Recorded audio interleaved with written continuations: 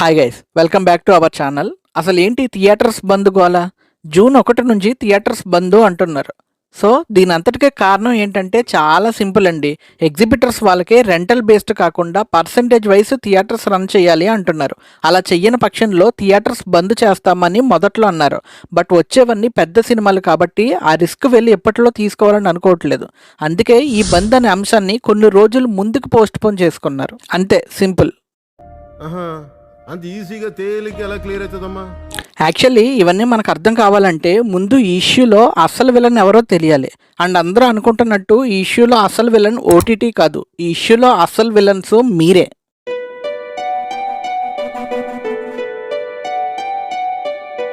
Yes, ఈ ఇష్యూలో అసలు విలన్స్ మనమే. అది ఎందుకు అనేది వీడియో ఎండ్కి వచ్చేటప్పటికి మీకే అర్థమైపోతుంది. యాక్చువల్లీ వాస్తవం ఏంటంటే జనం థియేటర్స్కి రావడం ఆల్మోస్ట్ మానేశారు. ఎవరి వరకు ఎందుకు, నేనే మానేశాను. ఎందుకంటే నేను ఒక సామాన్య మధ్యతరగతి మనిషిని. ప్రతిసారి 500 రూపాయలు పెట్టి సినిమా చూడటం అనేది నా వల్ల అయ్యే పని అయితే కాదు. సరే, కాసేపు నా సంగతి పక్కన పెడితే ఈ ప్రొడ్యూసర్స్ వాళ్ళ లాభం కోసం వాళ్ళ మూవీని కొన్ని వారాలకి ఓటీటీకి అమ్మేస్తున్నారు.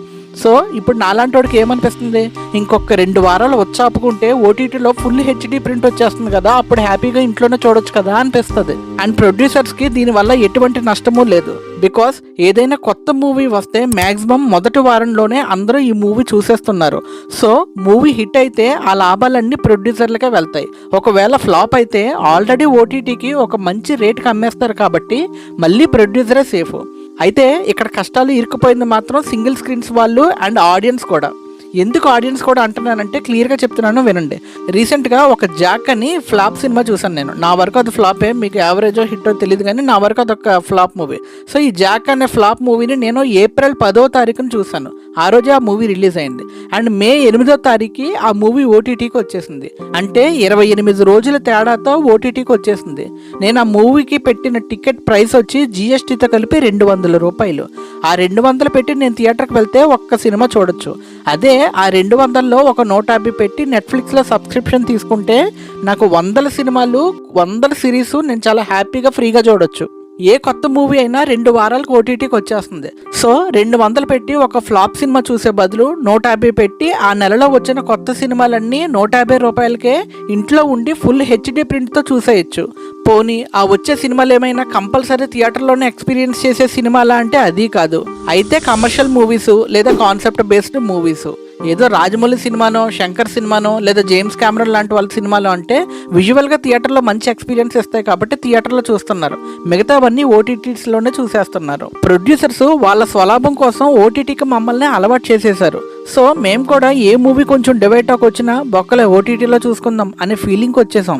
లేకపోతే ఎందుకు రావాలి థియేటర్స్కి? ఒక టికెట్ ప్రైస్ 300, 400, 500 అంటే మాటలా? ఎంత మేము సినిమా పిచ్చోళ్ళం అయితే మాత్రం మరీ ఇంత వసూలు చేస్తారా? వాళ్ళ వీక్నెస్ని క్యాష్ చేసుకోవడం ప్రొడ్యూసర్స్ మొదలు పెడితే అదే క్యాష్ని సబ్స్క్రిప్షన్ రూపంలో తీసుకుని జనం థియేటర్స్కి రావడం మానేశారు.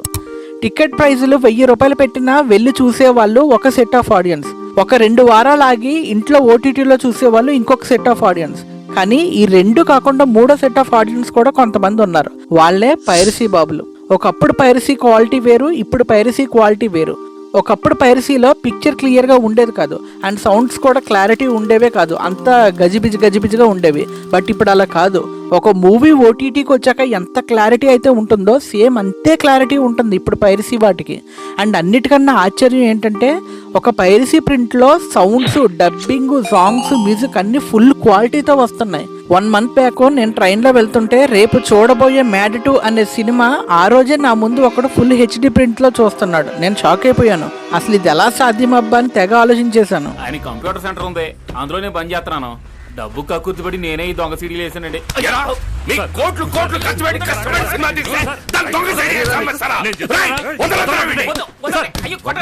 చెప్పాను కదా, ఈ సెట్ ఆఫ్ ఆడియన్స్ కొంచెం డిఫరెంట్గా ఉంటారు.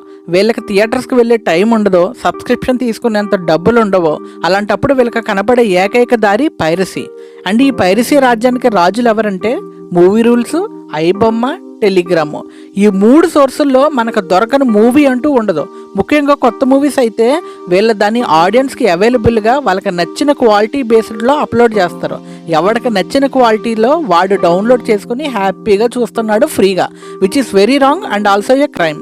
దొరకనంత వరకు అందరూ దొరలే, ఒక్కసారి దొరికితే దోల తీరిపోద్ది. సో ప్లీజ్ మీరు ₹1 పెట్టి మూవీ చూడకపోయినా పర్వాలేదు కానీ పైరసీని మాత్రం ఎంకరేజ్ చేయకండి. ఒక ప్రొడ్యూసర్ అయినా, ఓటీటీ వాడైనా, పైరసీ వాడైనా మన వీక్నెస్ ని బేస్ చేసుకునే వాళ్ళ సొమ్ము చేసుకుంటున్నారు అనే విషయాన్ని మర్చిపోకండి.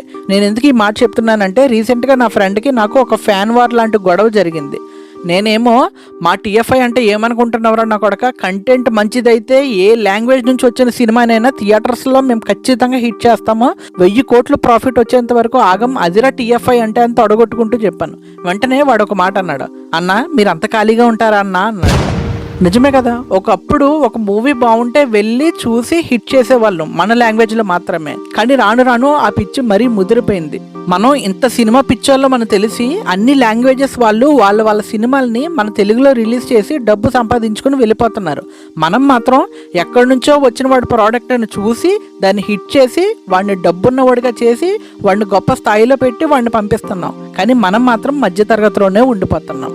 అలా అని సినిమాలు చూడొద్దు అనట్లేదు, చూడండి కానీ సెలెక్టివ్గా చూడండి. ఎంటర్టైన్మెంట్ కూడా ఒక లిమిట్ అనేది ఉంటుంది అనేది గుర్తుపెట్టుకోండి, అండ్ దాన్ని లిమిట్లో పెట్టుకోండి. కొంచెం మీ పర్సనల్ లైఫ్ మీద కూడా ఫోకస్ పెట్టండి.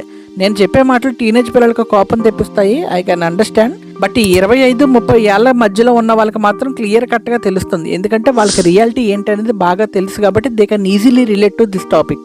ఒకప్పుడు సినిమా అంటే ఒక ఆర్ట్ ఏమో, బట్ ఇప్పుడు అలా కాదు. ఇప్పుడు సినిమా అంటే బిజినెస్సే.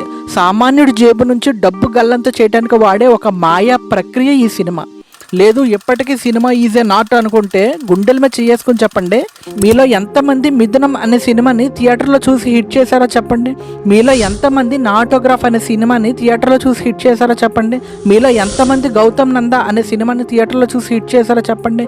అంతెందుకు రీసెంట్గా రిలీజ్ అయిన 23 అనే మంచి సినిమాని ఎంతమంది థియేటర్లో చూసి హిట్ చేస్తున్నారో చెప్పండి. మే 16ని రిలీజ్ అయిన ఈ సినిమా ఇప్పుడు ఏ థియేటర్స్లోనూ లేదు. నాకు తెలిసి వేళ్లతో లెక్క పెట్టుకోవచ్చు, దగ్గరలో ఉన్న ఏ థియేటర్స్లోనూ అవైలబుల్గా లేదు. ఏ అంటే అది మంచి సినిమా అని ఓటీటీకి వచ్చేంత వరకు మనకు తెలీదు. అదే ఒక కమర్షియల్ సినిమా అయ్యి ఉంటే ఈ రోజుకి థియేటర్స్ ఫుల్ ఉంటుండే. చెప్తున్నా కదా, ఒకప్పుడు సినిమా అంటే ఆర్ట్, బట్ ఇప్పుడు అలా కాదు. ఇప్పుడు సినిమా అంటే ఓన్లీ బిజినెస్. అందుకే ఈ వీడియో బిగినింగ్లో ఈ ఇష్యూకి అసలైన విలన్స్ మనమే అని చెప్పింది. ఇలాంటి బిజినెస్ మైండ్ సెట్ ఉన్న కొంతమంది ప్రొడ్యూసర్స్ వల్ల ఎగ్జిబిటర్స్ చాలా వరకు నష్టపోతున్నారు, ముఖ్యంగా సింగిల్ స్క్రీన్స్ వాళ్ళు. అందుకే థియేటర్స్ బంద్ అంటున్నారు. చూడాలి మరి ఇద్దరిలో ఎవరు గెలుస్తారో. అండ్ ఈ ఇద్దరిలో ఎవరు గెలిచినా ఆ డబ్బులు మన జోబు నుంచే వెళ్తున్నాయి అని మాత్రం మర్చిపోకండి. చివరిగా నాదొక రిక్వెస్ట్, మీ ఎంటైర్ లైఫ్లో అతి తక్కువ అమౌంట్ పెట్టి చూసిన మూవీ ఏంటో కామెంట్ చేయండి. నా వరకు వస్తే శంకర్ దాదా జిందాబాద్ అనే సినిమాని మా ఊర్లో 7 రూపీస్ టికెట్ పెట్టి ఆ మూవీ చూశాను. మరి మీరు ఏ మూవీ చూసారో కామెంట్ చేయండి. అండ్ ఇంకొక ఇంపార్టెంట్ విషయం ఏంటంటే, ఒక మామూలు శాంసంగ్ ఫోన్తో నేను ఈ వీడియోస్ చేస్తున్నాను. సో ప్లీజ్ లైక్ చేసి ఎంకరేజ్ చేయండి. అండ్ ఈ వీడియోస్ నచ్చితే షేర్ చేయండి. అండ్ కంటెంట్ నచ్చితేనే సబ్స్క్రైబ్ చేసుకోండి. This is J signing off from now to talks. Thank you. Only 2% success rate ఉన్న ఇండస్ట్రీలో ఉన్నాం. సినిమా మీద ఇంట్రెస్ట్ తో సినిమాలో తీస్తున్నాం గానీ డబ్బులు దొబ్బడానికి కాదు. సినిమా అంటే అభిమానం, ప్యాషన్ రా, ప్రాణం. సినిమాలో తీయడమే పాపం అయిపోయిందిరా.